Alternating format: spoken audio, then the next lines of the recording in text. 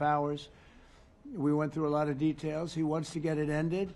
I think that President Zelensky wants to get it ended. Now we have to get it done. President Trump, Kara Castronova from Lindell TV. And although I love asking you questions, today my question is for President Zelensky of Ukraine. Go ahead, please. Thank you. Our President Zelensky, President Trump, just brokered a peace deal in the Middle East that all Americans, both sides of the aisle, are very proud of. But to meet that deal, both sides had to make concessions. Our president has stuck out his neck in many ways to make a peace deal for your war as well. What specific concessions are you willing to make to end this war with Russia? Will you give up joining NATO? Americans have foreign war fatigue, and our president, as he said, we need our tomahawks too. To me? Yes, you, President Zelensky. Thank you very much. That's some question, right? So many questions in one. Thank you very much for your question. First of all, I think we need to sit and speak. The second point, we need ceasefire. Even now, you see in the Middle East, it's very difficult to hold ceasefire. Everywhere, in every war, it's very difficult. We want peace. Putin doesn't want. That's why we need pressure on him. We will speak with President today what we need. We understand what we need to push Putin to negotiation table. And as I said previously, so we are ready to speak in any kind of format, bilateral, trilateral, doesn't matter. Matter just peace. This is important. And we don't speak about NATO or NATO. For Ukrainians, it's very important. Of course, it's our decisions of allies to decide where we are. But are you willing to give Yes, up but the NATO? most important thing for people in Ukraine, which are under each day's attacks, to have really strong security guarantees. NATO is the best, but weapon is very important. Allies on our side is very important. And between us, for us, bilateral security guarantees between me and President Trump is very important. I don't know, we didn't speak with details about it, but this is the most important document because the United States is very strong. Sir, President Trump. Peter? President Trump, the middleman right now, hoping to end this conflict. Who is doing a better job negotiating, President Zelensky or President Putin? I think they're both doing a great job in that sense. We have to get it done.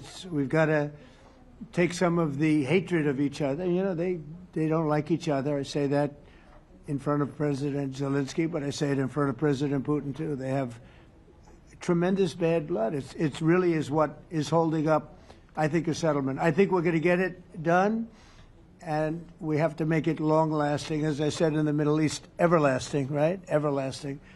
And the Middle East is a much more complicated situation. You know, we had 59 countries involved, and every one of them agreed. And it's, you know, it's sort of amazing. Most people didn't think that was doable. This is going to be something I really believe that's going to get done. I had a very good talk yesterday with President Putin. I think he wants to get it done. And President Zelensky, right behind you. When we were in Israel with President Trump earlier in the week, we heard a lot about the difference in diplomacy between President Trump and President Joe Biden before him. What do you see as the biggest difference in diplomacy between President Trump and President Biden? President Trump has a big chance now to finish this war. President Biden now is not the president, so he doesn't have a chance to finish this war. And President Trump is really showed for the world that he can manage ceasefire in the Middle East, and that's why I hope that he will do this, and we will also have such big success. For Ukraine, it's a big chance, and I hope that President Trump can manage it. I would say the biggest difference is one is extremely competent and the other one is grossly incompetent. Sir, a few weeks ago in New York when you two met, you said that you think Ukraine could ultimately take back all the territory that it's lost so far. Do you still think that's the case, or do you think there'll have to be some sort of You never know. Look, you know, war is very interesting. You never know, do you? You just never know. With war and peace, but you never know. Please. Russia calls Tomahawk supply to Ukraine as an escalation, yet it continues using similar cruise missiles like Caliber and Yeah. even Who are you with? Who are you with? Ukraine. Ukraine? Yes. Good. But Russia continue even using the cruise missiles and also nuclear-capable ballistic missiles in Ukraine since 2022. So do you consider providing Ukraine with the Tomahawk or similar missiles as an opportunity to equalize the possibilities of Ukraine and Russia and push Moscow to the negotiation Yeah. table? Sure. We're going to be talking about that. That's why we're here. Okay? Fair question. Exactly as he told you to say it. But we're going to be talking about it. Okay? Yeah, please. Their message to India and Hungary who is still refusing. You said India and Hungary? That's an interesting. And Hungary India and Hungary. It's an interesting combination. refuse to stop buying Russian oil. Well, India is not going to be buying Russian oil anymore. And Hungary is sort of stuck because they have one pipeline that's been there for years and years and years, and they're inland. They don't have sea. They don't have sea. And I spoke with the very great leader of Hungary, and they are, it's very hard for them to get oil. I understand it. Hungary's in a very interesting position because they can't have ports. They're surrounded by land. So we'll see what happens there. But India will not be buying oil from Russia. And they've already de-escalated, and they've more or less stopped. They're pulling back. They bought about 38% of the oil, and they won't be doing it anymore. Mr. President, Melania Trump has been helping you in achieving peace in Ukraine. Who has? First Lady Melania Trump Yeah. has been helping in returning abducted Ukrainian children from Russian captivity. President Zelensky, do you appreciate those efforts? How do you assess them? And did you ask her to step in and to help you? No, she wanted to do it. She just felt very strongly about the children, and she's done a really good job, I think, in bringing it to the fore. We have a lot of children involved. Now, it's some people say it's 20,000, and some people say it's 300. There's a big difference between that, so nobody really knows. But she felt very strongly about the children. She thinks about the children all the time.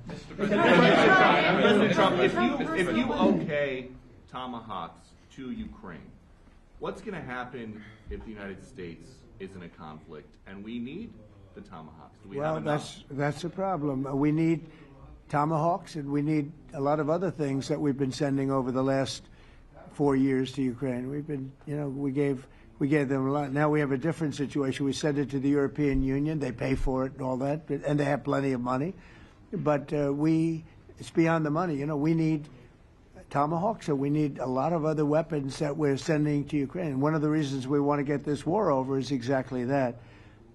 It's not easy for us to give. You're talking about massive numbers of very powerful weapons. So that's one of the things we'll be talking about. Hopefully they won't need it. Hopefully we'll be able to get the war over with without thinking about Tomahawks. I think we're fairly close to that. Yeah, go ahead. President, Yeah, please. Just you to understand. So for today, of course, we want to finish this war, but the war is another technological war. You don't use just Tomahawks. If you want to target a military goal, you need thousands of drones.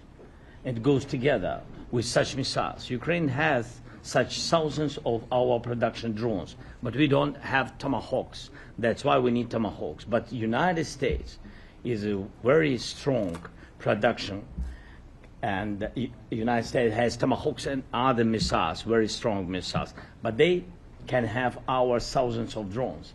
That's why where we can work together, where we can strengthen American production. And so just so that I understand, so you're suggesting kind of a trade.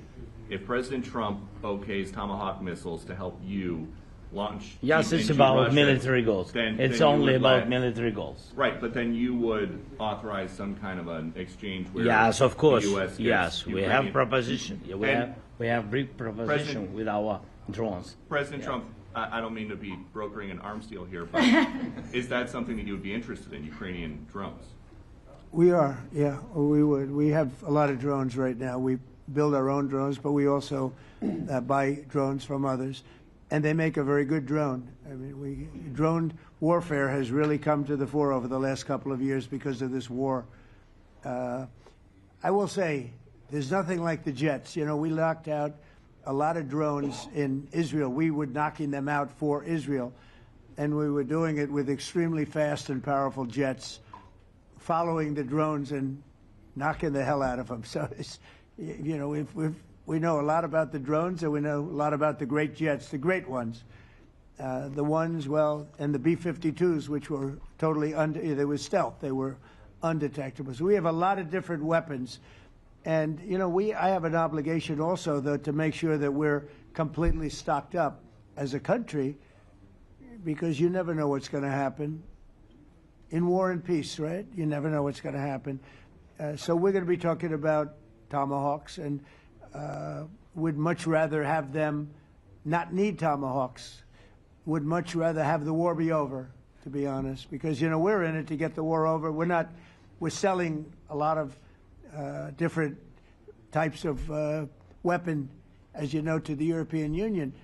We're not in it for that. We're in it to get it over. We're losing thousands of people a week, thousands of people, Russian, Ukrainian, mostly soldiers. I mean, mostly soldiers.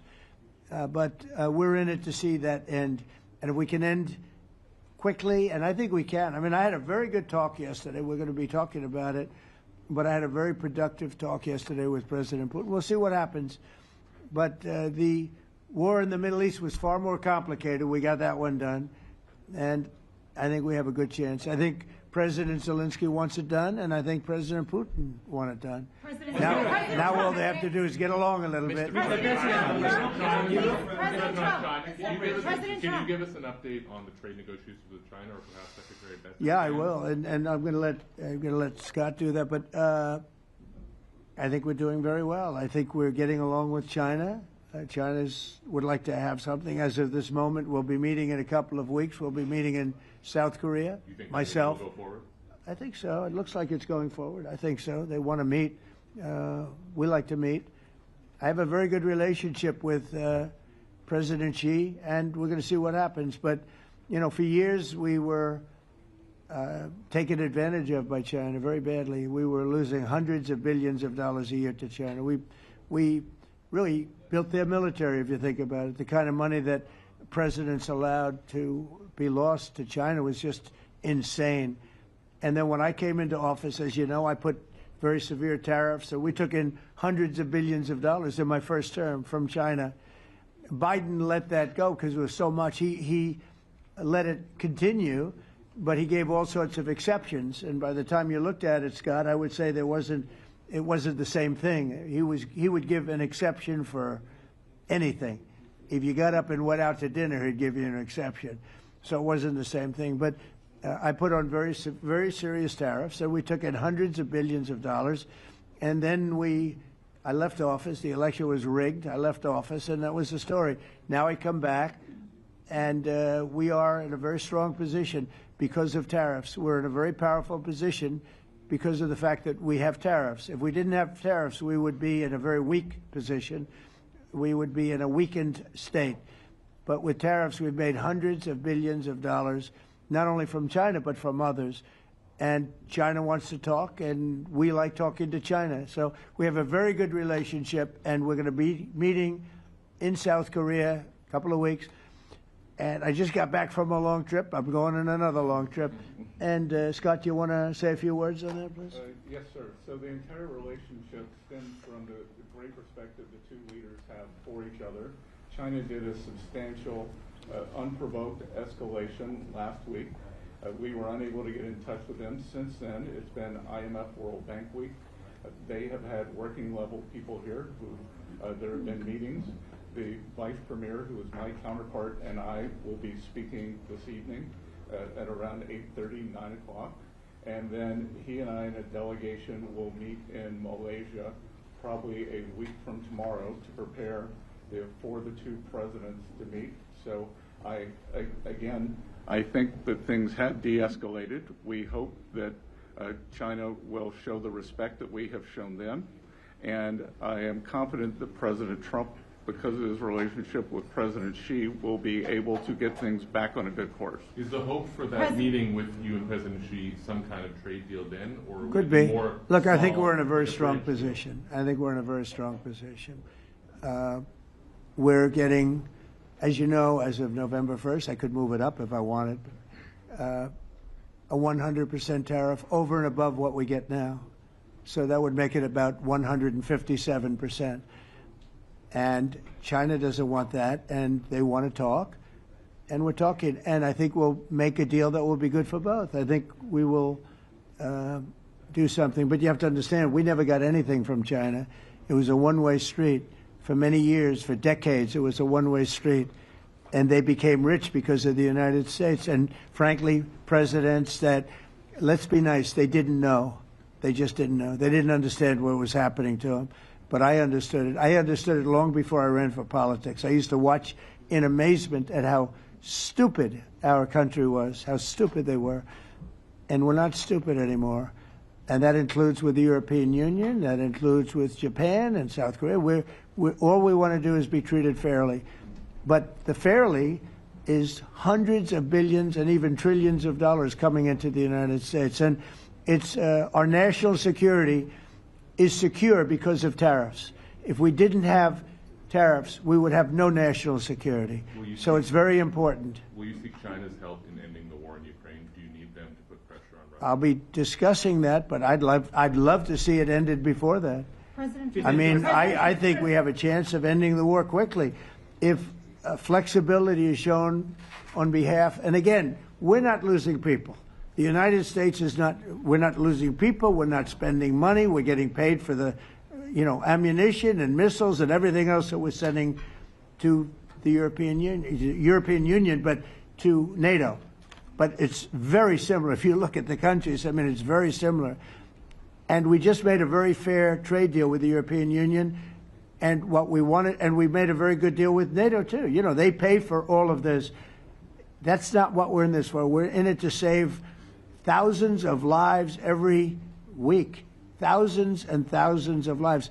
That's why we're in it. And I think we have a very good chance of bringing this war to a conclusion. Europe's president and your cabinet has done honestly an excellent job. I think that a lot of people could agree to that. Thank you. I'm speaking as someone who lost my father in a war, so I know the human cost. What would your advice be to American leaders, to world leaders, to neocons, to TV hosts who often speak about conflict in abstract or strategic terms rather than the human cost and the human terms? Look, my only statement is we have to get together. It's a very small group of people. It's the president, and the president. Okay, 3 presidents. And I'm the mediator president. And I'm mediating not an easy situation. It should be easy, but it's a lot easier when people understand each other, and when they get together, and when they like each other. We don't necessarily have that situation as far as like is concerned. Maybe it can turn around. Maybe it can. But in the meantime, we'll have them keep a little bit of distance, and we're going to see if we can get it done. This is number 9, okay? This will be number 9 for me. I've solved 8, including the Middle East. I've solved 8. This, I thought, would have been among the easiest. We solved, President Putin mentioned yesterday Armenia, all of the different wars. He said it was amazing but the big one that he was surprised that we were able to settle was the Middle East. He thought it was incredible. He was very generous in that sense. This should be something we're able to settle, and I think we will be able to settle. Brian? On that note, you will go down as the peacemaker, no doubt, and you will resolve this war. Well, we resolved 8 others. It's funny how people say that. If you get this one, every time I do one, they forget about that one. I solved 8 wars.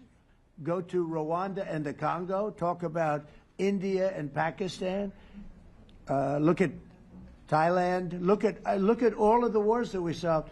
And every time I solve one, they say, if you solve the next one, you're going to get the Nobel Prize. I didn't get a Nobel Prize. Somebody got it who's a very nice woman, very nice. I don't know who she is, but she was very generous. So I don't care about all that stuff. I just care about saving lives. But this will be number 9. But every time I solve one, they said, sir, if you solve one more, you're going to be known as a peacekeeper. So to the best of my knowledge, we've never had a president that solved one war. Not one war. Bush started a war. A lot of them start wars, but they don't solve the wars. They don't settle them. And especially when they have nothing to do with us. I say almost, I guess, just about all of these wars had nothing to do with us. But I saved tens of millions of lives. The Prime Minister of Pakistan said, I saved millions of lives in interceding on Pakistan, and you look at Pakistan and India as an example. That would have been a bad one, 2 nuclear nations, right?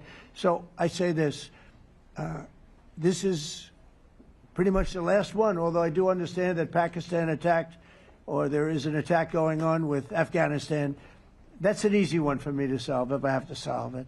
In the meantime, I have to run the USA, but I love solving wars. You know why? I like stopping people from being killed, and I've saved millions and millions of lives, and I think we're going to have success with this war. Wait, please. This, President Zelensky, this is your 3rd time over here. Oh. And by the way, you look excellent. Thank you, sir. Thank you. For you, by the way. This is your 3rd time here. How different sitting across from the president is this time versus the 2 previous times here at the White House, and how confident are you hearing the success rate of solving these prior wars that he can get this war solved? First of all, about suit. The same suit because the same president. It's very simple. The next president will have another suit. Yes, about our relations with President Trump, I think we have important dialogues, and I think we begin to understand each other. Yes, and I know that President is briefed very well about the situation in the battlefield, and he knows a lot what's going on in the battlefield in Ukraine, and I think it really helps. When you know a lot of things, a lot of details about one or another war, it helps a lot. But we are still in war, and I hope we can manage. You are being clear that there are some countries that are not meeting their commitment. You pointed out Spain. They said that it's impossible. No, Spain has not come through. No, Spain has not been loyal to NATO. Spain has been, they're the only one. Everyone went up to, as you know, I mean, you were at 2% and they all went up to 5%, but Spain disagreed with that. I think Spain should be reprimanded for that. I think it's very bad that they did that, but that's up to them. That's up to NATO and Spain. They cannot be expelled from NATO. Can they or not? They cannot, according to the treaty, but they also claim that they are protected by the European Union umbrella for trade. Well, the other people, many of the other countries are in the European Union too. They're not complaining, right? President, I can tell you that food is serious. That's of interest. Mr. President. They're protected by Yeah, please go ahead. Thank you, Mr. President.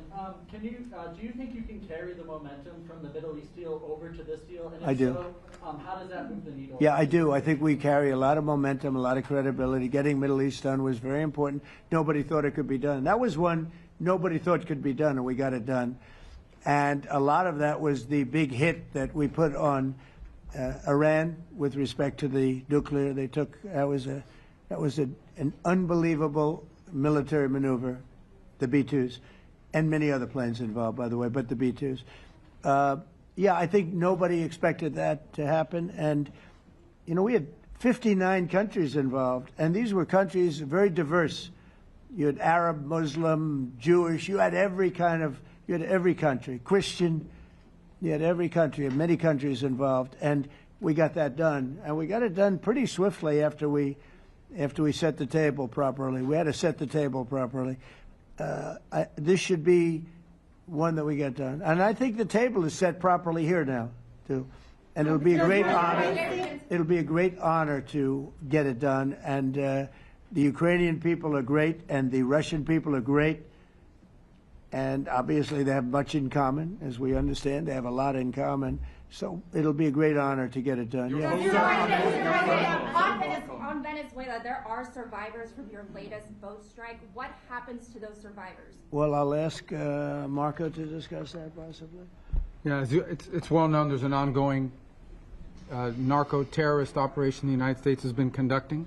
As far as details of any recent strikes, we're not prepared here to announce all those details, but you'll get that information here very shortly. And how are there survivors when these are meant to be lethal attacks? Yeah, again, I mean, we're undertaking these operations against narco-terrorists. That's what these are. These are terrorists. Let's be clear. And but as far as the details of any recent operations, when we are prepared to announce those, we will, as the president has consistently done. So you may get something on that later today. Let me ask you, that was in a submarine, right? We attacked a submarine, and that was a drug-carrying submarine built specifically for the transportation of massive amounts of drugs, just so you understand. This was not an innocent group of people.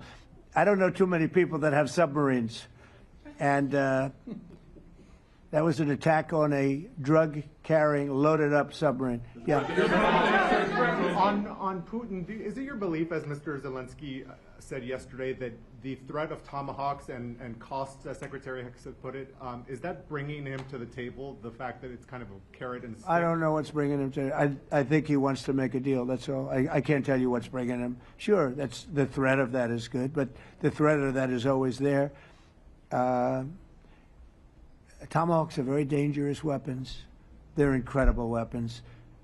If you like warfare, it's one of the most accurate. You know, we hit 30 Tomahawks in Iran after the B-2s did their damage. We sort of gave it a little capper with 30 Tomahawks from a submarine, quite far away actually, but they're an amazing weapon. They're a very powerful weapon, but they're a very dangerous weapon, and it could mean big, escalation. It could mean a lot of bad things can happen. Tomahawks are a big deal. But one thing I have to say, we want Tomahawks also. We don't want to be giving away things that we need to protect our country. We have a very strong country right now. We have a strong military. We have the greatest military in the world. We have the greatest weapons in the world. I want to get this war over. Okay? Putin-Trump tunnel to connect Russia and Alaska. Are you interested? I just heard about it. A tunnel from Russia to Alaska. I just heard about that one. That's an interesting one. We'll have to think about that. I hadn't heard that. We just did a nice road in Alaska that's going to get us to a lot of minerals, and we have a piece of it, a good piece of the ownership because of the fact we made it possible. But this came up yesterday, a tunnel from Russia to Alaska. That's an interesting. What do you think of that, Mr. President? Do you have any ideas? How do you like that idea? I'm not happy with this. I don't think you're going to like it. I don't think he liked it. I don't think he liked it. President Trump, do you think that Vladimir Putin, do you think that Putin, your gut instinct? Well, we had a senator that wanted, remember, from Hawaii, she wanted a tunnel from the mainland to Hawaii. Then she said, well, we can't do that, so we're going to build a railroad to Hawaii. Do you remember? She's a current sitting senator, a Democrat. She wants a railroad to go to Hawaii, right? You know who that is, right? She's another. She's another beauty. President Trump, on Putin, your gut instinct. Yeah, please. On your meeting with Putin, aren't you concerned that maybe the Russian president is trying to buy himself more time? Yeah, I am. But you know, I've been played all my life by the best of them, and I came out really well. So it's possible. Yeah, a little time. Is your gut instinct? It's all right. But I think that I'm pretty good at this stuff. I think that he wants to make a deal. I made 8 of them. I'm going to make a 9th. I think he wants to make a deal. Well, I think that he should have won the war in a week. Yeah, I do think. And if we didn't give the anti-tank missiles, as you know, the javelins they call them, they got stuck in the mud. They would have been in Kiev very quickly. They were heading to Kiev. So, you know, in war, you have a lot of luck, too. You know, weather has won war, and the cold and the heat and all things take place in war. But that was a very interesting moment when the tanks started rolling and some brilliant general said, let's go through the mud instead of going down the highway, right? So they they got a little bit lucky. But you know where they really got lucky? I gave javelins. That wasn't given by Barack Hussein Obama. He gave them sheets. You know, there's a statement. Obama gave them sheets, and I gave them the javelins. And the javelins are a devastating weapon. And that wasn't given by Obama. That was given by, because at the time it was Obama. That was given by me. So it was like one of those things. And you had hundreds of them. They're a devastating weapon. We have a lot of devastating weapons. I'd rather not use them. But that was a big moment. You know, when the tanks got stuck, they got stuck. And call it luck or call it talent. I'm not sure what you'd call it, but it was a big moment in time. Do you think Democrats will give you credit? Do you think Democrats will give you credit when you finally end this war, like they did with the war in the Middle East? And I think right now the Democrats are really damaged, mentally damaged. They want to take $1.5 trillion with a T, $1 trillion, and give it to people that invaded our country. They came into our country illegally, from prisons, from mental institutions, gang members. They want to give them health care and take it away from our citizens. We're not going to do that. $1.5 trillion. They want to destroy. They want to destroy our health care system. We're not going to let that happen. Have you authorized CIA operations in Venezuela as part of? Well, I wouldn't say that, but some interesting things are happening around the world. I'll say that. It's been reported, Mr. President, it has been reported that Maduro offered everything in his country, all the natural resources. He even recorded a message to you in English recently, offering mediation. What should we do in order to stop that? He has offered everything. He's offered everything. You're right. You know why? Because he doesn't want to fuck around with the United States. Thank you, everybody. Thank you. Thank you, everybody. Thank you, guys. Thanks, guys. Let's go. Start moving. Thank you, guys. Let's go. Thank you, guys. Thanks, guys. Thank you, press. Thank you, press. Thanks, President Trump. Press, you guys. Good job. Thank you, guys. President, what